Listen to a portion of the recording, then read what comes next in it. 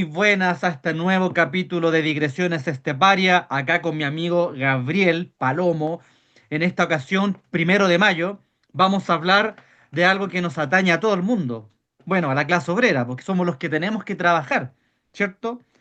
Generalmente uno habla de que clase alta, media, baja, BC1, BC2.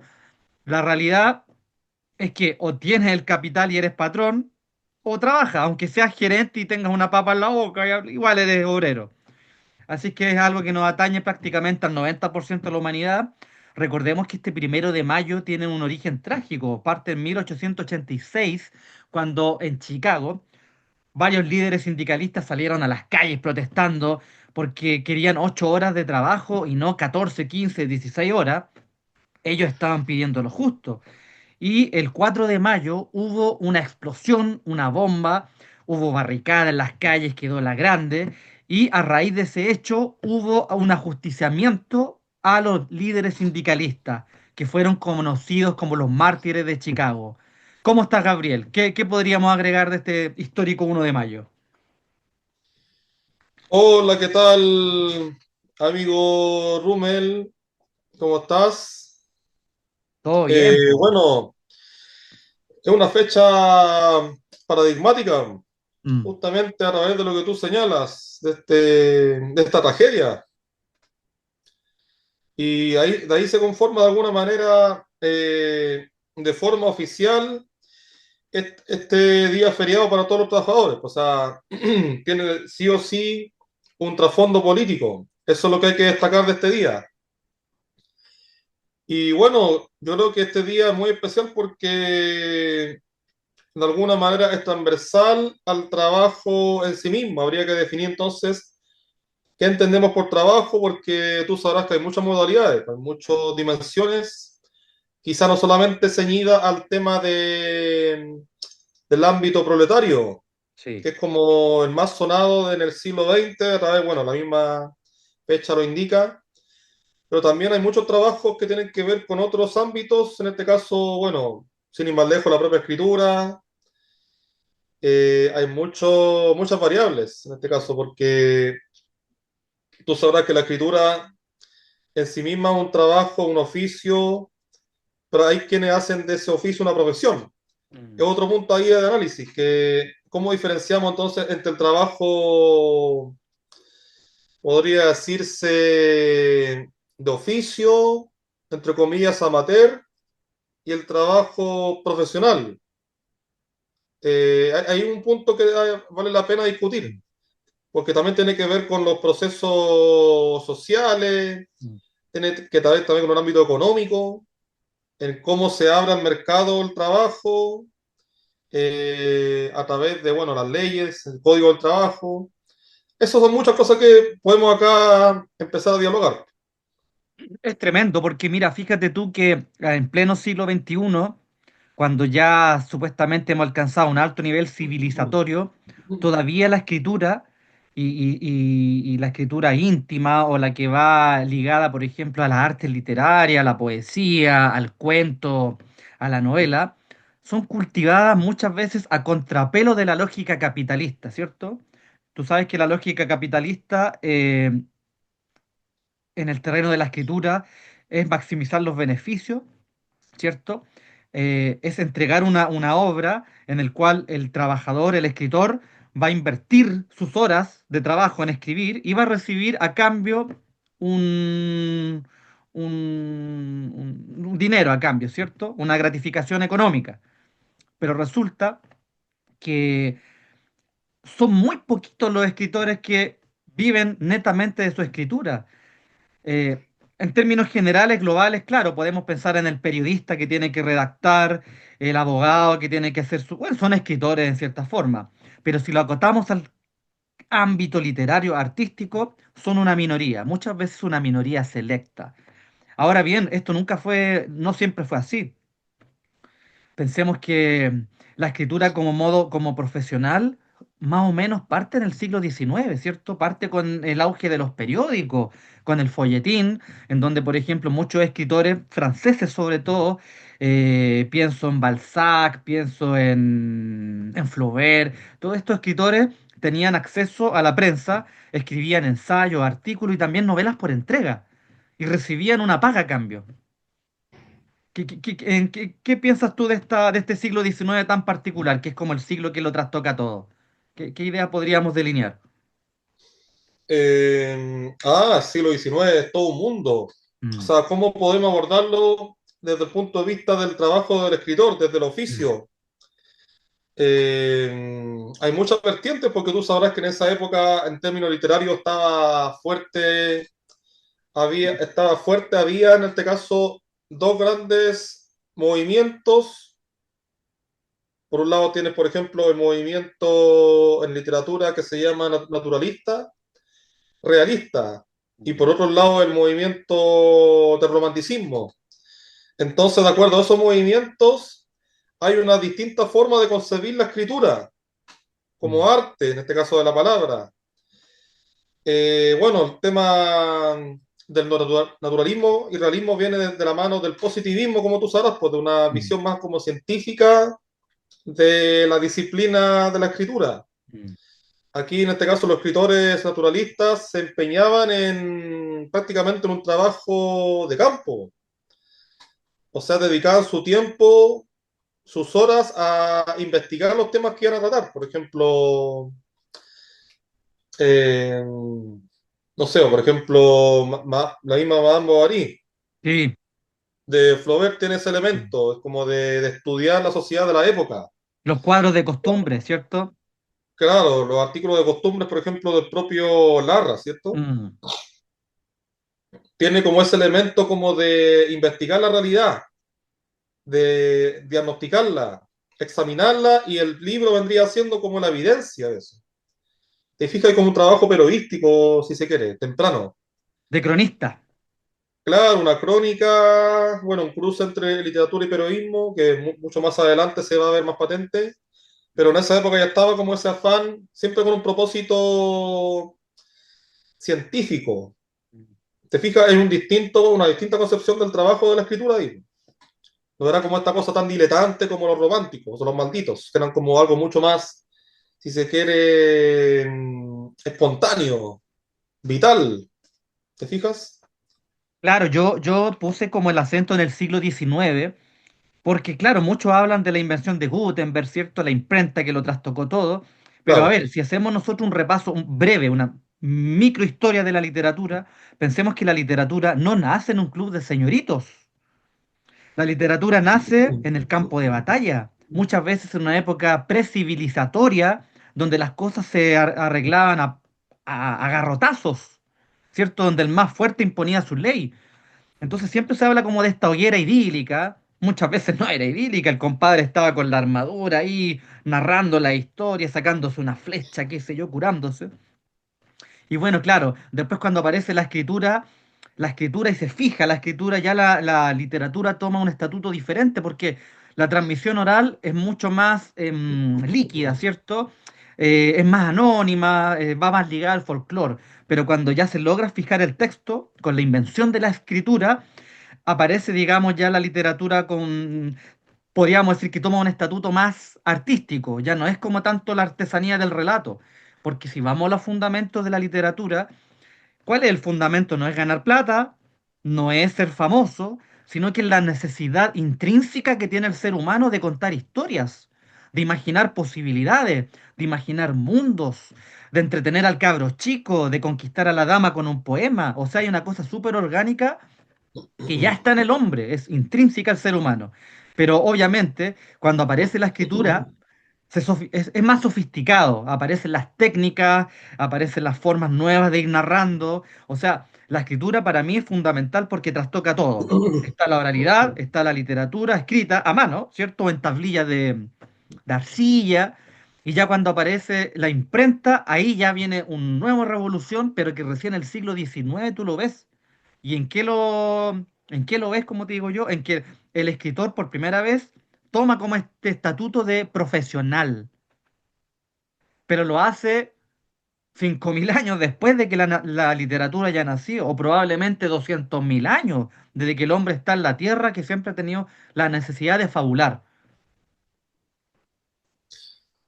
Totalmente, o sea, si lo vemos en estricto rigor, la profesión de la escritura como tal, en tanto profesión, en tanto, bueno, algo mucho más profesional, industrial, si se quiere, viene del siglo XIX. ¿Por qué? Porque, sin ir más lejos, está la revolución industrial. Así de simple. La imprenta. Bueno, la imprenta viene mucho antes, pero en el siglo XIX ya se potenció. Se creó ya una industria incluso literaria. Ahí estaba ya en ciernes, en esa época. Ahí se publicaron grandes novelas, en este caso. Bueno, sí, ya mencioné a Madame Bovary. Estaba recién comenzando la novela, por ejemplo, en Latinoamérica también. En España, sobre todo, estaba muy fuerte. El tema de los folletines, como tú señalaste al principio. Se estaba como creando esta industria, bueno, cultural y al mismo tiempo literaria, fuertemente. Y por ende se profesionalizó el trabajo de escritor a través de esta necesaria difusión de libros a nivel ya, pero a nivel masivo incluso. Mm, Y por ende se creó un mercado. mm, Bueno, eso viene después ya siglo XIX, siglo XX. ¿Te fijas? Entonces, bueno, viene muy a cuento lo que tú señalas, porque la escritura viene de mucho antes, pero no había logrado profesionalizarse hasta ese mm. punto. Bueno, antes, por ejemplo, estaba la imprenta de Gutenberg, pero estaba recién como ceñida a cierto ámbito. No tenía Era ese cara. carácter masivo que tuvo Mm, en el siglo XIX a través de la industria literaria, que estaba en ciernes. Tuvo como un ámbito con mucho más como acotado a ciertos círculos. Eh, y antes de eso había todo un mundo, que era a través de la copia a mano, de los escribas. Bueno, tenemos las obras, por ejemplo, de la Edad Media, que mm. tanto nos gusta a nosotros. Siglos y siglos de literatura que era escrita a mano, viejo. Mi- Copistas. Aquí hay un dato súper clave, crucial. Johann Sebastian Bach, el músico que es una eminencia, que nació en 1685 y falleció en 1750, ¿cierto? Antes del siglo XIX, él tenía una biblioteca de 80 volúmenes. 80 volúmenes, entre los cuales habían tratados de geografía, historia universal, clásicos medievales, la Biblia, por supuesto, luterana. eh, pero ahí tú ves que Bach, que era una persona que estaba en contacto con la cultura, con el arte en su máximo culmen, solamente tenía 80 libros. Ahora tú vas a la casa más modesta de cualquier lector y rebasa fácil los 300, 400 volúmenes. Claro. Entonces ahí tú te das cuenta que hasta el siglo XVII era muy difícil acceder al libro, era carísimo, eran objetos incunables, muy caros, pero en el siglo XIX se abaratan los costos del papel, aparece el periódico y es posible difundir el libro de forma más masiva. Entonces, claro, cuando se crea el mercado, aparece algo muy, muy interesante, que las formas literarias también van cambiando. Porque si bien el relato existe desde la época arcaica, desde Esopo, el el cuento moderno, con sus características, con su extensión, nace en el siglo XIX junto con la novela, que tiene que ver con la idea del folletín. Entonces esto no es menos crucial, y si lo extrapolamos y nos podemos imaginar, bueno, ¿qué va a pasar en el siglo XXI? ¿Van a aparecer nuevas formas de escribir o de relatar? Tú diste un punto clave. Bueno, mencionar entre medio, faltó mencionar, bueno, sin ir más lejos, al Quijote. El Quijote, el paradigma de la Mm, literatura, yo diría no tanto española, sino que universal de ahí en mm, adelante.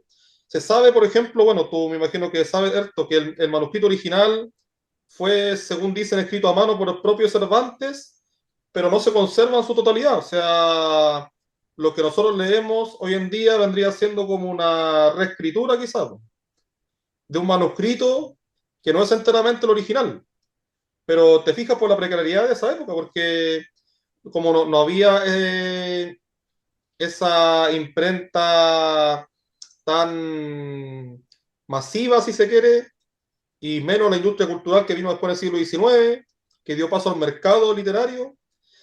era muy precaria las copias, en este caso las copias para que se preservaran en el tiempo los manuscritos. Era prácticamente todo a pulso. Y quienes tenían esa capacidad eran ciertos grupos de gente, eran por ejemplo los copistas, los escribas. Era un grupo muy reducido, no es como ahora que hay una serie de profesionales que se dedican al asunto y está el tema tecnológico también, en esa época no.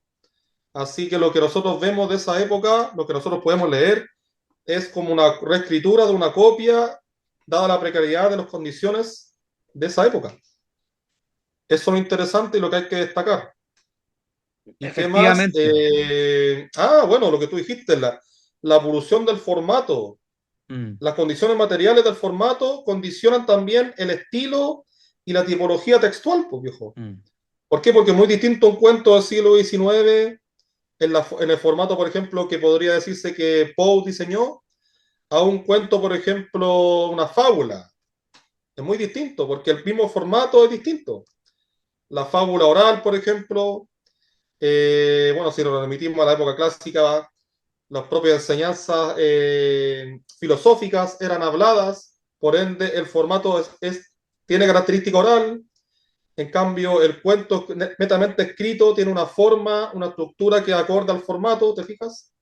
Eso es muy interesante y lo que hay que destacar, que el bueno, formato condiciona la mm, tipología, o si bien no la condiciona, la configura, en cierto modo. es sabido, es conocido el invento que hizo el escritor beat Jack Kerouac.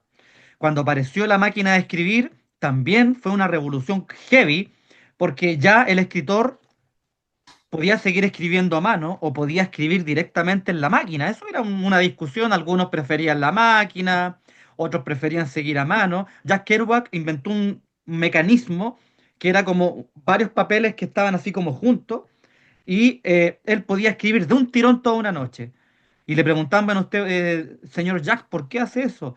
Porque le gustaba lanzarse a la escritura de forma salvaje, sin corregir, y no quería gastar tiempo en sacar una hoja, ponerla, acomodarla. Entonces, con ese rollito que él inventó, empezó a escribir. Tú ves en Los Subterráneos, que es una novela iniciática, es una novela que todo joven alguna vez leyó o escuchó hablar de ella, que tiene que ver mucho con el jazz, ¿cierto? Con esta improvisación de ir avanzando. Entonces, fíjate tú cómo ese artilugio, que fue la máquina de escribir, que ya no se fabrican, creo que la última fue hace 10 años en la India, se hacían todavía máquinas de escribir, introdujo una renovación en la escritura y ahora ya estamos con la computación y con la inteligencia artificial, o sea, ya estamos en otro nivel, totalmente distinto. Y acá quiero detenerme un poco, Gabriel. ¿Qué pasa con la inteligencia artificial? ¿Aliada, neutral, enemiga? ¿Cómo lo podemos ver? Tuviste un punto muy importante, compadre.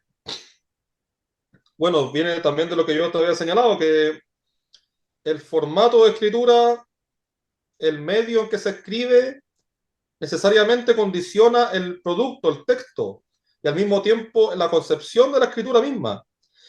Bueno, tú señalaste la máquina de escribir. Es como un Mm. paradigma, podría decirse, de siglo XX fundamentalmente. Bueno, siglo XIX, pero fundamentalmente siglo XX. Como que de alguna manera la máquina de escribir es el paradigma de un tipo de escritura, de la novela, de la gran novela en este caso, que era taquigrafiada, no sé cómo, mecanografiada, mejor dicho, mecanografiada de Mm. manera continua. ¿Por qué? Porque ahí no había forma de corregir, o sea, se podía corregir, pero era todo un leseo, era un proceso engorroso. Claro. El escritor tenía que escribir de corrido lo que tenía en su mente, tenía ya un guión armado quizás, tenía una idea previa de un argumento, una trama, pero era muy difícil volver a corregir todo. Y ahí viene a cuento lo que te estoy señalando, el tema de cómo el formato evoluciona y hoy en día tenemos ya algo mucho más revolucionario, o sea, la Mm. IA. Mm. Teníamos, por ejemplo, antes el procesador de texto, el Word.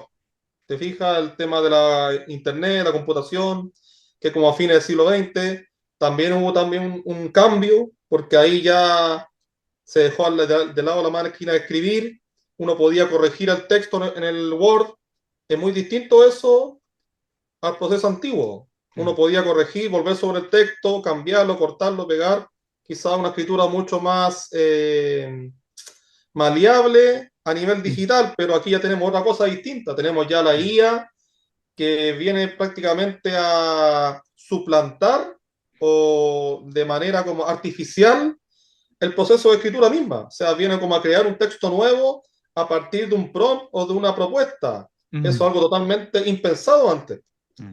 Y necesariamente va a condicionar, ya lo está haciendo, el tipo de escritura. Por ejemplo, tú ves que hay hoy en día en las plataformas, en aplicaciones como Wattpad u otras más, ya hay, viejo, ya hay libros escritos por IA. Y ahí viene otro tema también, el tema de los derechos de autor. ¿Cómo se va a pensar a la literatura de ahí en adelante? ¿Habrá una literatura netamente IA, híbrida? ¿Cómo pensarlo? No. Hay mucho que discutir, yo creo que da para muchos programas.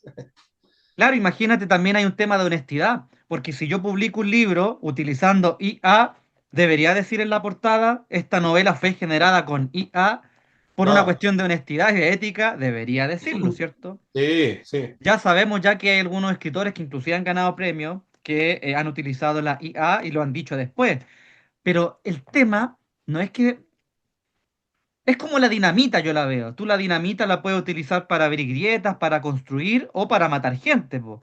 Obviamente la IA todavía no se ha diseñado para matar gente. Pero lo que voy yo es que siempre se enfoca muy mal la cuestión cuando se preguntan.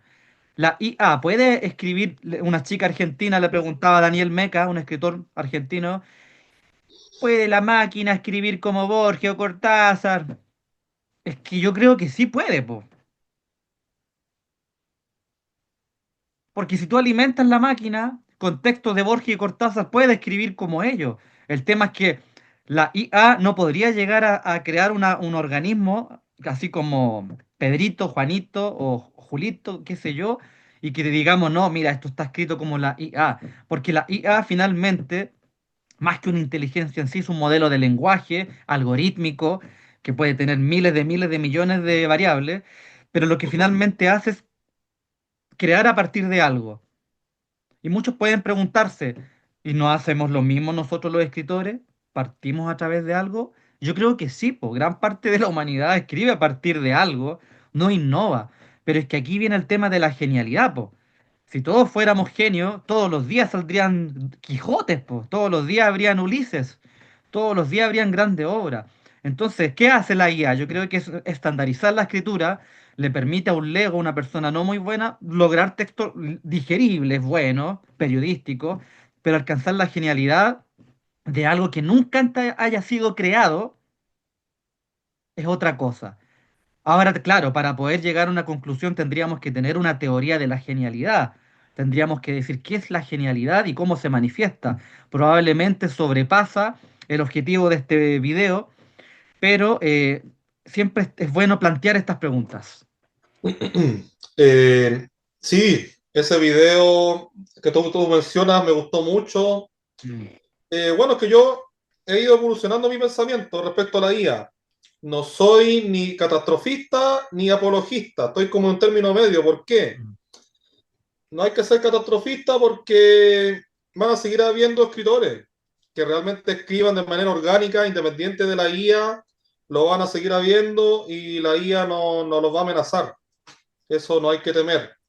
Lo mm. que sí va a crear lo que estoy haciendo ya es una revolución en este caso, a nivel como tecnológico, digital.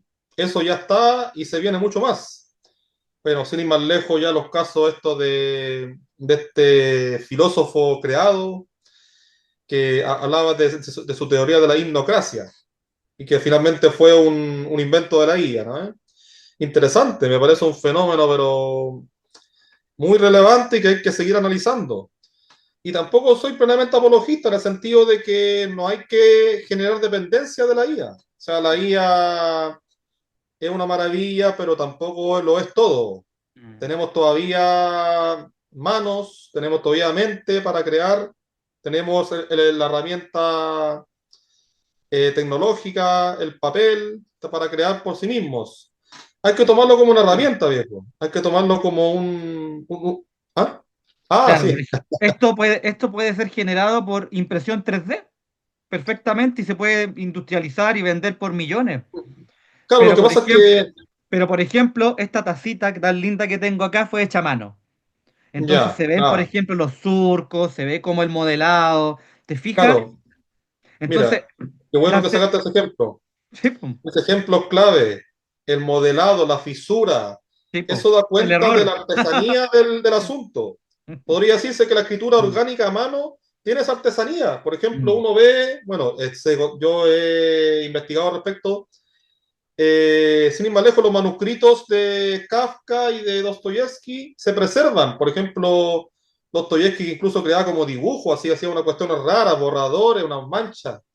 Kafka también dibujaba entre medio. Hay como todo mm, un proceso, como un oficio, una artesanía sí, que dio cuenta finalmente de su producto, la novela. exacto. La IA se salta todo eso. La IA te ahorra ese proceso y te planta un texto perfectamente armado. Pero se salta todo el proceso vital que se requirió para llegar a ese punto. Eso es lo que hace la Inclusive, IA. inclusive Gabriel, la IA puede hacer razonamientos lógicos de cómo llegó a este punto. Pero, por ejemplo, el escritor que se lanza al vacío, que no tiene idea, muchas veces no sigue una lógica predeterminada. Tal Hay cual. espirales, ¿cierto? Hay Sí, manchones, hay vacíos, hay visiones, sí, eh, hay desvaríos. totalmente. Hay locura, hay enfermedad, hay carencia, hay enfermedad, hay miedo, hay alegría, hay una serie de cuestiones. Claro, finalmente el escritor lo procesa y todo ese mare magnum, todo ese caos, finalmente termina en una escritura. Porque obviamente si un escritor se lanza con el caos, no va a lograr más que disparates, po. Claro, como decía, bueno, no sé si era Hemingway o Bukowski, que escribe borracho, edita sobrio. Claro, Ese modelo, claro, ahí está el ese modelo. era el asunto. Bueno, la Mm, IA no se emborracha, obviamente, no mm. toma, no le han roto el corazón, no ha escalado una montaña, no ha cazado ballenas. Es el punto. La IA como que es perfecta emulando estilos, Mm. creando una mixtura y haciendo algo como nuevo, entre comillas. Te crea un producto perfecto. De hecho, hay textos que son muy buenos de IA, están pulidos, ortográficamente correctos, gramaticalmente geniales, pero el texto vendría siendo un producto finalmente. Pero se falta el proceso, falta todo lo que vivió para llegar ahí. No existe eso. Es como una especie de elipsis que crea la IA a través de ese proceso. Rapón decía algo muy gráfico y cómico. Decía que él escribía como en el momento en que lo pillara, como por ejemplo haberse acostado con la amante, haber llegado a la casa así arreglándose la ropa y listo, ahí el texto cómo va a salir. ¿Por qué decía eso Ezra Pound? Probablemente lo decía porque mucha gente busca como lo idílico, es como yo me voy a ir al campo, me voy a comprar un estudio, voy a entrar a hacer un diplomado y me voy a lanzar a escribir con todos estos conocimientos. Y la realidad es que los capitanes no se hacen en aguas dulces, se hacen en la turbulencia. Entonces, si tú te estás esperando tener el momento perfecto, la idea perfecta, la situación económica perfecta, te vas a ir a la cresta. Va a llegar un momento, vaya a salir a la calle, te va a atropellar un auto y cagó tu proyecto. Nunca ahora tienes que partir a escribir. No es mañana, no es con las habilidades especiales que voy a adquirir. Una vez una muchacha me decía, no, es que yo estoy estudiando, quiero escribir un texto. Bueno, ¿y qué estás esperando? Le decía yo. Y ahí está la tipa, seguramente todavía no ha escrito ni una línea, ni una puta línea. Quieren tener vida de escritor, quieren tener sueldo de escritor, quieren vestirse como escritores y no escriben una puta mierda. Y ahí yo, si usted me está viendo y usted escribe, hágame caso y póngase al tiro a escribir. No pierda su tiempo. Totalmente. Po. Como decía Oscar Wilde, hay solamente dos formas de escribir, de ser escritor. Tener algo que decir y decirlo. Así de simple. Eso es todo. Mm. Si uno tiene algo que decir, tiene que simplemente hacerlo, escribirlo. escribe de una puta vez, como tú dices. Bueno, el propio Bukowski dice, pues, si no te sale de adentro como una especie de magma, de erupción volcánica, no lo hagas. ¿Para qué? Po? Si no lo vayas a hacer nunca, lo vayas a estar pateando siempre, entonces no quieres escribir finalmente, no lo quieres hacer. Hazlo nomás, hazlo. Mm. Es así de simple. Y ahí viene a cuento el tema del video, que finalmente esto no es una pega en el sentido remunerado, sino que es una pega que uno se impone por voluntad propia. Mm. Es un oficio que uno mismo se hace porque uno no puede dejar de escribir. Es como una voluntad que uno tiene adentro. Ahora, si uno lo puede profesionalizar, bienvenido sea, pero no es como el corazón Mm. de la escritura. Claro, porque finalmente es una escritura resultona, en el sentido de que busca resultados. Si yo estoy Claro, esperando que me fiche una gran editorial y no escribo nada y estoy esperando que la editorial me diga, sí, escriba sobre los dinosaurios, qué sé yo. Y bueno, ¿y dónde está el proceso? ¿Dónde está el desafío? ¿Dónde está el crecimiento? Yo entiendo que esto es una cuestión que requiere harto esfuerzo, po. O sea, si tú no tienes la voluntad y no tienes la disciplina y la constancia, probablemente no vas a llegar muy lejos en la escritura, ¿cierto? Eh, Kafka decía, el escritor que no escribe es un monstruo invitando a la locura. No sé si habrá exagerado la frase. Recordemos que Kafka murió a los 44 años o 42, no estoy seguro, pero imagínate tú a los 60 a lo mejor no habría pensado igual. Pero el tema es que Kafka fue alguien que nunca escribió esperando un resultado concreto. De hecho, él solamente vio la Metamorfosis publicada, ¿cierto? En un formato pequeñito, muy modesto, claro, alguno que otro relatito y chao. Y después todo lo que viene es post-mortem.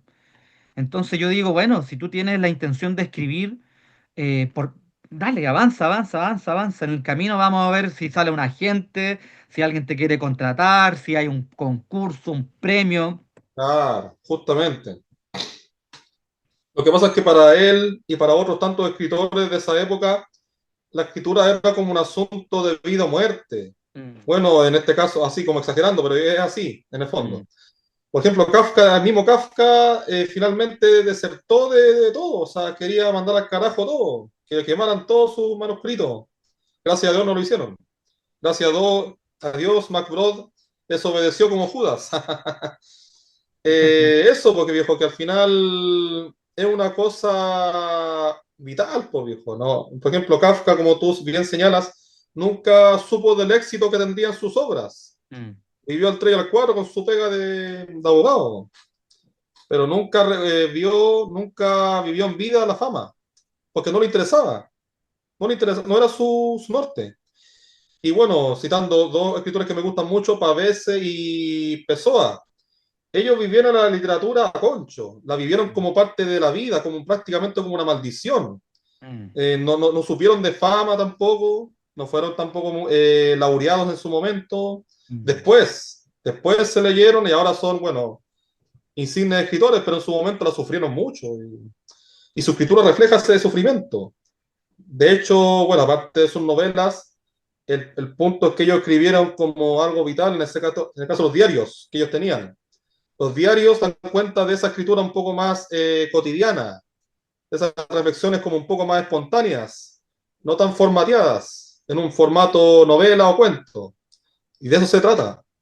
Escribir a mano, máquina de escribir, directamente en la procesadora de textos, usar software, armar escaletas, tener páginas de Excel, crear un lore antes de crear un mundo. Existen muchas cosas, ni mencionar la cantidad de técnicas. Todas estas cosas usted las puede aprender viendo videos en YouTube, entrando a un taller, estudiando. El tema es que son consejos.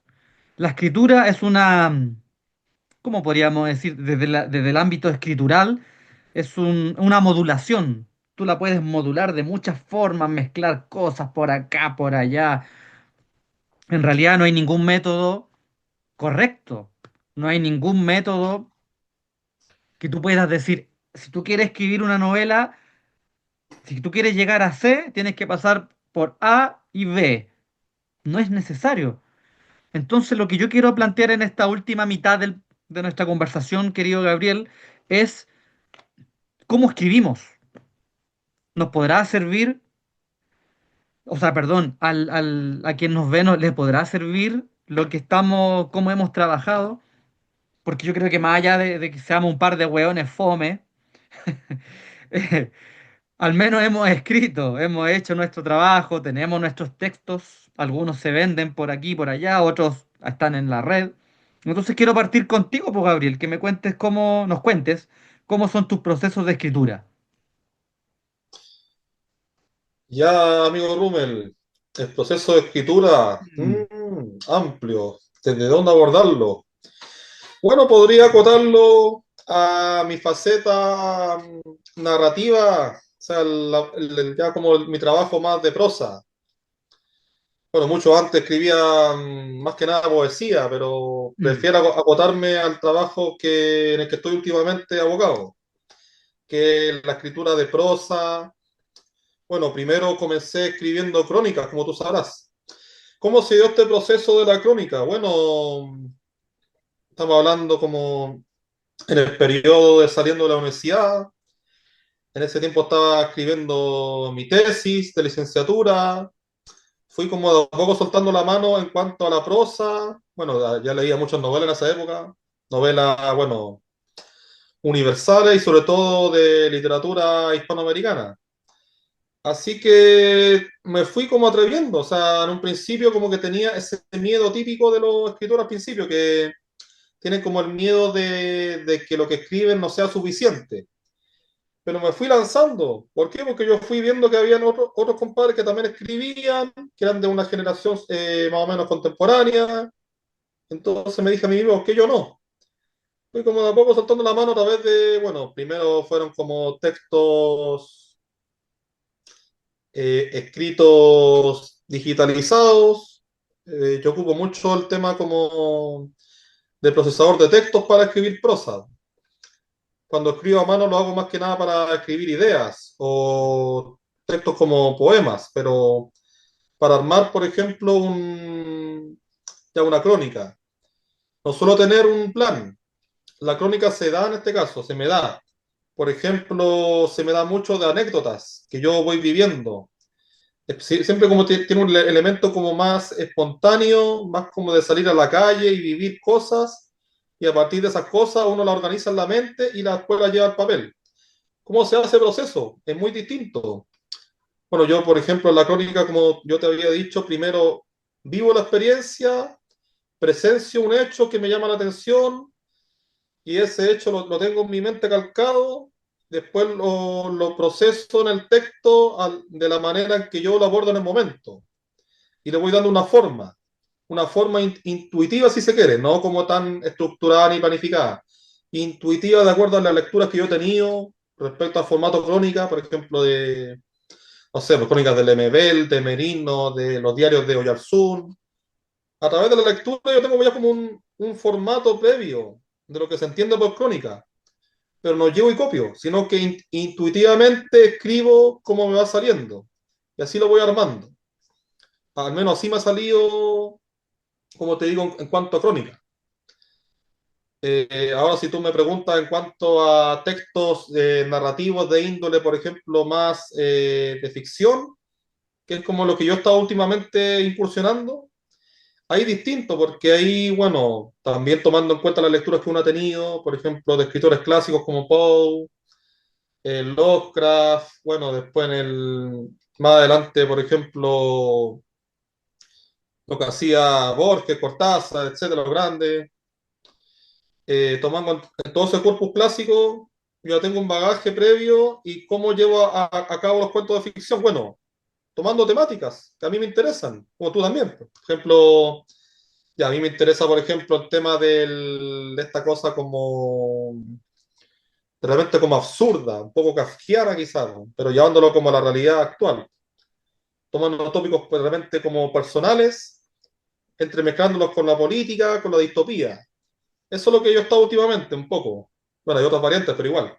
Entonces eso lo lleva a un formato texto que tenga como una estructura de cuento, o sea, tú sabrás, por inicio, desarrollo, cierre, pero que no sea como tan, ¿Rígido? claro, que no sea como un formato tan rígido, sino que va, la trama va evolucionando a medida que yo voy escribiendo, voy a lo mejor dándole alguna digresión entre medio, va como siendo, como te digo, un trabajo más intuitivo, pero siempre partiendo de una, como de un hilo conductor, como de una temática o de una idea a fuerza. Eso Creo que diste, muy resumido. creo que diste en el clavo, querido Gabriel, que realmente si tuviéramos que hacer una hipótesis o una tesis de la escritura, cada texto tiene su estructura, ¿cierto? Cada texto demanda un trabajo diferente. Tú te especializas en la crónica y en la poesía. Yo escribo de todo un poco, escribo cuentos, escribo ensayos, pero la gente que me ha leído en papel me conoce como novelista, que es lo que yo he publicado a lo largo de mis 15, 20 años de escritura. Hay una cantidad de trabajo que tengo en proceso. Hay trabajo que ya lo terminé, está esperando si algún día sale a la luz. Y claro, ahora lo últimamente, por ejemplo, me ha dado mucho por comprarme libretitas. Acá muestro algunas, tengo distintos diseños. Claro, pasa que en la última deriva que tuve yo, estoy escribiendo reseñas de discos, de música. Y por ejemplo, acá yo creé como un cuaderno. Inventé un Ah, genial. cuaderno. Y la escritura de la música, del metal y del rock, que ese es el estilo, tiene una particularidad, porque tú tienes que escuchar primero, tienes que estar escuchando, entonces yo voy tirando muchas notas, voy poniendo como unos dibujitos, hablando de la estructura. Obviamente, cuando uno hace reseña para música, uno está escribiendo para un público masivo. Uno no está escribiendo ni para el entendido plenamente, porque si tuviera que escribir para el entendido tendría que hacer partituras, pues, tendría que transcribir la música y no tiene sentido. Pero también uno comprende que la persona no es cualquier lector. El que va a llegar a leer tus reseñas de discos o de música tiene ya un bagaje. Entonces tú no tienes que explicarle qué son las escalas, los riffs, los patrones, los cambios de ritmo. Hay un lenguaje más o menos común. Entonces yo últimamente se me ha dado muy bien hacer una escucha del disco y después me voy haciendo algunas preguntas y voy tirando notas. Entonces aquí voy mostrando algunas cositas. Cada disco tiene sus apuntes, pero son apuntes muy orgánicos, así, ideas rápidas. Y fíjate que el momento de escribir se me hace súper sencillo porque ya tengo toda la música en la cabeza, tengo la anotación y esto es casi como una partitura que yo voy transcribiendo, no de forma literal. Y se me ha dado súper, súper bien. Pero por ejemplo la novela no, pues la novela es otra cosa. Yo me tardé mucho tiempo en darme cuenta que la estructura manda, más que las ideas. Tú puedes tener unas ideas muy buenas, puedes tener personajes totalmente atractivos, personajes que son, no sé, extraños o de la vida cotidiana y tú dices, no, este personaje la va a romper. Esta idea, por ejemplo, voy a hablar de, qué sé yo, el viaje del hombre a la luna nunca fue, ya, una idea. Pero si tú no tienes una estructura, estás liquidado. Yo durante mucho tiempo, como dije yo, he venido escribiendo libros y las estructuras son más o menos sencillas. Aparece un narrador, eso es fundamental. Definir quién va a narrar la historia.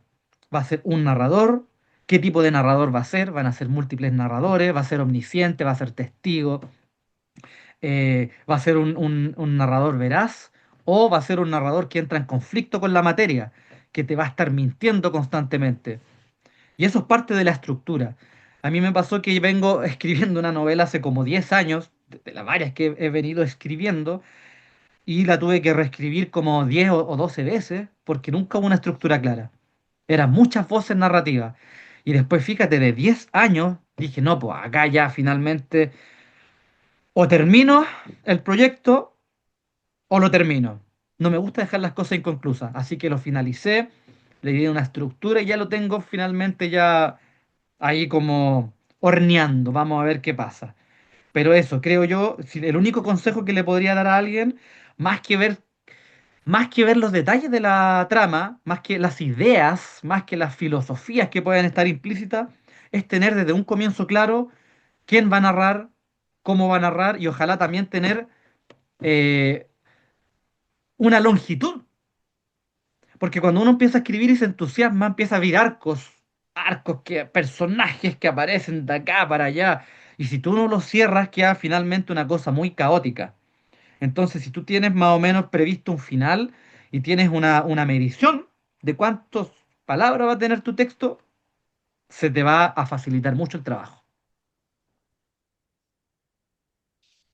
Sí, de todas formas, compadre, yo me he dado cuenta que los textos de largo aliento, como tú señalas, como las novelas sobre todo, se requiere un edificio, unas vigas, Mm, se requiere por lo menos tener como ya en un plano como de arquitectura. Es mm, como muy similar, como ya tener como ya una forma, unas medidas. mm, Obviamente, a medida que va escribiendo, durante el proceso se van agregando cosas, se van agregando ventanales, puertas, portones, escaleras, en espiral, pero siempre va a haber como una viga, una estructura, si se quiere metálica, no sé, pero es una viga. Tiene que haber algo, si no se derrumba todo. mm, Yo así lo he pensado y tomando en cuenta lo que tú dices, es lo que yo voy a incorporar también en mi escritura. ¿Por qué?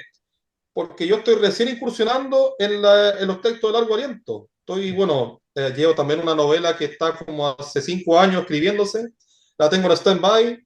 ¿Por qué? Porque le he dado vuelta al asunto, he intentado replantearla de alguna manera, tiene cosas también autobiográficas, pero también de ficción. Estoy como dándole vuelta de dónde abordarla, dónde seguirla, continuarla, desde qué hechos afirmarme, desde qué ideas, a raíz de lecturas que he tenido también, ha ido replanteando. Es una cosa como decirlo, muy vital, pues, o sea, como hablamos en el primer video, que al principio me refiero a la primera parte, que esto como no tiene como una meta prefijada, si bien es necesario también establecer como objetivos de escritura, pero no es tan estructurado. De repente la vida da vueltas, de repente el proyecto se queda parado, mm, de repente a uno le surge otra idea, mm. pero siempre es necesario tener como ya una estructura, como te había señalado. Eso respecto a la novela. Respecto a los cuentos se me da más fácil porque, como tú sabes, el cuento es mucho más breve, más acotado, entonces más efectivo. Mm. Se me ha dado mucho más fácil por eso. Y, y también, bueno, la beta que he incursionado últimamente, aparte de la crónica y los cuentos, en la reseña. La reseña también tiene su propia lógica, como tú sabrás. Reseña, bueno, tú en la música, yo no, más que nada en la poesía, en libros. Yo, por ejemplo, para eso también escribo. Ahí tengo los manuscritos, también tomo apuntes. Es como que uno estuviera estudiando el texto, lo estudia. A medida que lo estudia, toma apuntes, anota cosas, subraya otras, tacha otras tantas, y después de estos apuntes voy como armando el texto final. Me ha resultado mucho, por ejemplo, para textos que me han pedido. Por ejemplo, reseñas de tal libro o de tal cuento de tal autor. Y así yo lo hago. Me resulta más fácil así, más orgánico. Y también en este cuaderno yo también escribo, bueno, pasajes quizás de cuentos, pero también poemas. Me resulta mucho más orgánico hacerlo así. Y me recuerda a mi época de adolescente, cuando yo escribía poemas en cuadernos, en libretitas, me salía mucho más real. No sé, lo que yo escribía como mucho Más más auténtico, espontáneo, pero salía en el momento. ¿Ah? más auténtico. Claro, es la palabra, genuino, Mm, auténtico. A ver, por ejemplo, te muestro una parte, a ver. Aquí, por ejemplo, eh, aquí borradores. De mm, repente yo escribo cosas ahí, rayo, tacho, pongo algo entre medio. Eso es como la evidencia de que el mm, texto está escrito a pulso, mm. palpitante. Eso es lo que te puedo decir, viejo. Habrán escritores que digan, no, yo me siento ante la página en blanco y me sale de una. Habrán Claro, otros que hacen un proceso más lento.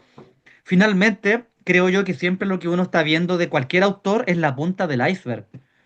Siempre lo que se llega a publicar es muy mínimo y eso sí, mismo que se publica siempre pasó por fases previas, aunque sí, sea un genio y te salga la primera. Siempre van a haber reescrituras, van a haber escenas que se borraron, personajes que no encajaban. Entonces siempre es interesante ver que es como una suerte como de magma, algo que se va acumulando, pero cuando tú ves la erupción de lejos, ves la imagen preciosa o horrible, qué sé yo, pero debajo de eso hay mucho, mucho, mucho trabajo. Ahora, claro, yo creo que también si tú estás escribiendo, puedes tomar el consejo de cualquier escritor.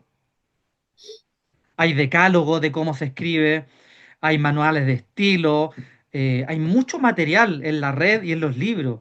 Pero creo yo finalmente que la clave, creo yo que la clave es que siempre sea algo placentero, que te guste finalmente. Porque si tú te vas a sentar puedes tener mucha academia, mucha teoría, pero si en términos coloquiales te da paja escribir, no quieres sentarte y hacer el trabajo, no lo hagas, no te esfuerces. Tiene que haber cierto que tiene que haber como una cuestión de placer, pues así realmente, qué rico, Claro. voy a escribir, chuta, llevo todo el día pensando estructura y ahora me voy a sentar.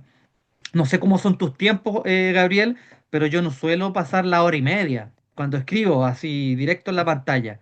Al menos yo me agoto mucho. Porque ya promediando la primera hora aparecen ideas y las voy concentrando, y ya después como que la hora y media se va diluyendo. Entonces siempre yo espero que la página me encuentre con el mejor estado anímico.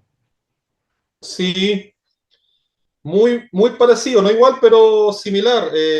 Mis tiempos de escritura no son estructurados, o sea, Mm. es como que me tiene que llamar, el, el texto me tiene que llamar de alguna manera a escribirlo, en sentido metafórico. Me tiene que como nacer ese impulso de escribir, si bien yo tengo una idea, como te había dicho, previa, tengo como una idea incubándose ahí, que quiere salir, pero tiene que llegar el momento en que yo ya me dispongo a escribir. ¿Por qué? Porque quiero hacerlo. Como tú dices, el tema ahí muy importante el tema del placer. Ah, porque ahora quiero escribir porque quiero hacerlo, porque me quiero desahogar, esta idea la quiero expresar, la tengo hace rato, la quiero hacer. Quiero llevarla a papel, quiero llevarla a la realidad, a un texto palpable. Entonces, en ese proceso, bueno, no será más de 1 o 2 horas que estoy escribiendo, dándole vuelta al texto y después paro. Claro, es que esté todo el día, no, es imposible, no. Estoy como, claro, 1 hora, un par de horas, depende. Por ejemplo, en la tarde cuando tengo libre o en la noche cuando tengo libre, es muy variable. O de repente durante el día estoy como escribiendo notas para poder después llegar a la casa y escribir. Es más o menos los horarios de escritura, los tiempos, entre comillas, no son como tan fijos como podría decirse de un escritor profesional. No sé, que se levanta a las 10 de la mañana, como tengo O entendido que antes. Donoso era así, ¿no? Donoso era como bien neurótico en cuanto a sus tiempos. Yo no, como que se incuba la idea, se va como rumiando y después la llevo a papel y la llevo de una generalmente y después la corrijo. Claro, ahora otro punto que no es menos importante es la lectura. Claro, O sea, un escritor que no lee. Mira, hay una fábula árabe que me gusta mucho, que viene un poeta y va donde el maestro y le dice, maestro, quiero escribir poesía. Él le dice el maestro, memorízate 5.000 poemas y vuelve en un año. Se va el discípulo, se memoriza los 5.000 poemas durante un año completo. Vuelve a donde el maestro y le dice, ya maestro, ¿puedo escribir poesía? Y le pregunta al maestro, ¿te memorizaste los 5.000 poemas? Y el discípulo dice, sí. Ya le dice el maestro, ahora olvídalos. claro. Bueno, bueno. Te fijas que está Sí, como implícita la fábula, po, hay un tiempo, hay un espacio, la memoria tiene un espacio, hay un tiempo de aprendizaje, pero en el momento que tú ya vas a ser poeta, en vez de vivir siempre a la sombra de los grandes clásicos, los maestros, bueno, pero ya lo tienes dentro de ti, olvídate de eso y ahora escribe tu propia obra. tal cual. Y eso justamente lo que le falta a la IA, po. ¿Por qué? Porque la Claro, IA no se solamente se olvida. quedaría en memorizar los poemas nomás. Ya, Mm, de todos esos poemas que tú leíste, bueno, que de hecho es así, la IA se alimenta es como que la IA se alimenta de todo lo que hay en la base de datos del mundo. mm. ejemplo, tú le pides, escribe una receta de cocina, te, se alimenta de toda la base de datos de receta de cocina y te escribe una más o menos que es como una mixtura, un compendio de todo lo que hay. Lo mismo, la poesía, escribe en el estilo de Cioran. No me acuerdo que hice el experimento. Escribe como un texto en el estilo de Cioran, mezclado con Ligotti, una cuestión como súper así depresiva. De hecho, el texto te avisaba, ¿no? Esto demasiado como decía, como que se generó como un error porque decía que el texto iba a ser como demasiado como... ¿Cómo era la cuestión? Iba a ser como muy polémico, no sé, era Viola como las algo así. normas de Claro, política. la norma de comunidad, justamente, la norma de comunidad, que iba a ser un texto muy depresivo, muy de muerte, de violencia. Ahí está Chistoso, pero cagada es la ya, po, weón. Si se autocensura, está cagada, po, weón. Yo lo creo que mismo, lo por peor eso que puede hacer un criticaban en su escritor es momento la autocensurarse. IA. Ahora no sé cómo estará, parece que Mm. evolucionó, pero en su momento era así. Y por eso la criticaba. Que al final es como un remedio. Eso es un remedio de estilos que ya existen. Es como es como que el poeta aprendiz hubiera solamente copiado de los autores clásicos. No, pues acá se trata justamente de olvidar lo que ya leíste, incorporarlo en tu conciencia, en tu mente y escribir algo nuevo, algo propio, que te nazca, Aunque sea errático. aunque sea errático, da lo mismo. De hecho, mejor. Para ir cerrando, querido Gabriel. Bueno, hablamos del trabajo, de los cambios, qué es lo que se viene ahora. No lo sabemos a ciencia cierta, pero la IA llegó para quedarse. Lo quieras o no lo quieras, va a estar ahí, va a estar. Yo creo que es mejor tenerla de aliada, po, en vez de estar siempre Claro. rivalizando con estas tecnologías. Yo lo veo como una herramienta más. O sea, probablemente cuando llegó la máquina de escribir, hubo escritores que estaban en contra de la máquina de escribir. Después llegó la era del Internet, hubo escritores que estaban en contra del Internet. Más allá de estar a favor o en contra, es una realidad, es tangible, va a trastocar muchas cosas. ¿Cómo vas a surfear esta ola? Eso ya depende de cada quien. Lo importante es dejar una invitación a que sigas leyendo, a que sigas escribiendo. Eh, el motivo de este video era conmemorar el Día del Trabajador, ¿cierto? Finalmente, la literatura es un trabajo, te lo paguen o no te lo paguen, es un trabajo, hay un oficio, más que una profesión, diría yo, porque el profesionalismo implica contrato, implica tener que estar siempre como dando charlas, ponencias, pero al margen de lo profesional es una artesanía también, es un arte, ¿sí? Pero requiere el detalle, requiere, como decía Gabriela Mistral, cuando ella hacía estos textos como muy puntillosos, los corregía, les ponía, le cambiaba una coma. Si tú hubieses pasado un borrador de Gabriela Mistral por la IA, tú le destruías el estilo. Gracias a que no había IA, tú tienes ese estilo de Gabriela Mistral, que es muy lindo porque es como entre enrevesado, entre medio barroco y llano también. Ella tiene, siempre se mueve entre esas dos cosas, entre lo simple y lo complejo, y logra un equilibrio que es brutal. Para mí, Gabriela Mistral es mejor que Roberto Bolaño, le pega 1000 patadas, así que cuando esté esa discusión, ay, que quién es el mejor escritor, Gabriela Mistral, compadre, no hay más. Sí, no, de todas formas. Mistral, bueno, sin ir más lejos, pues la primera poeta Nobel. Con eso lo hice todo. Y como tú señalaste, en este día hay que destacar eso, viejo, que es un trabajo, pero no como el Tripalium, como lo habían concebido en su momento. Eran los romanos, ¿no? Los romanos, ¿cierto? De Tripalium, esto del sacrificio de los tres palos.